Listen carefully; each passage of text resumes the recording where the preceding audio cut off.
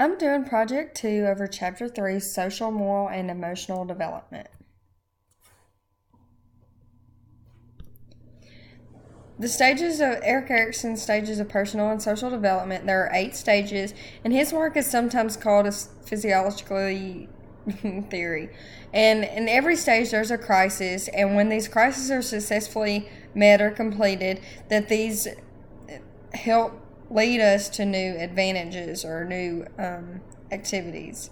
And there are 8 stages, and the 8 stages are trust versus mistrust, anatomy versus doubt, initiative versus guilt, industry versus inferiority, identity versus role confusion, intimacy versus isolation, generality versus self-absorption, and integrity versus despair.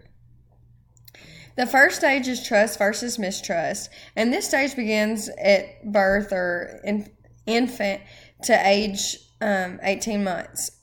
So this is where the infant is very needy and they're needing their mother, and so they're trusting their mother or their maternal figure for everything because they are the ones that have to give them everything.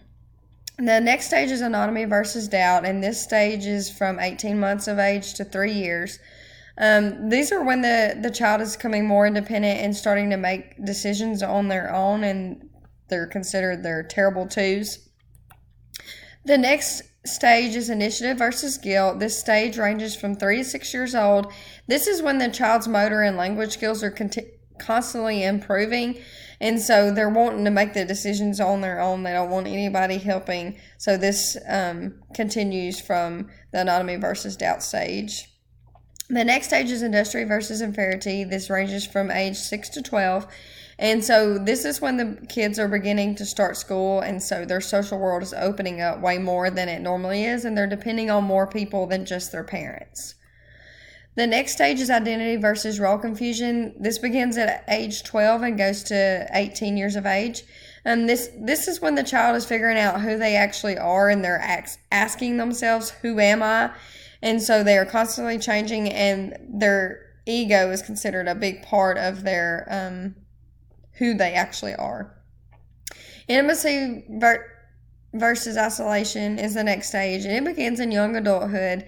They like to share where their life is going with others. This is when they're becoming or getting into new relationships and trust relationships, intimacy relationships, and they're opening up to others more so than before. The next stage is generativity versus self-absorption. This begins in middle adulthood, and again, we have crises in every stage. So when these crises are successfully resolved, they help productivity and creativity within the person, and they are continuously growing, and if they don't, then it can lead to self-absorption and self-indulgence. And the next and last stage is integrity versus despair, and this is seen in late adulthood. They're reflecting back over their entire lives and accepting all the crises that have happened within their lives, and they're even accepting the death. And the classroom applications that I've found within these is the initiative versus guilt. At a young age, they're making their own decisions and having to learn what their actual good choices are. They're having to make those for themselves. The other one was industry versus inferiority. This is students are needing to set goals within themselves, and in classrooms are set academic goals, and they're trying to reach those goals that they have set for themselves. And the last one was identity versus role confusion. And students are trying to find role models. So a lot of times us teachers are role models because they see a lot of us, and so they start looking up to us, and so we have to be those good role models for them to look up to.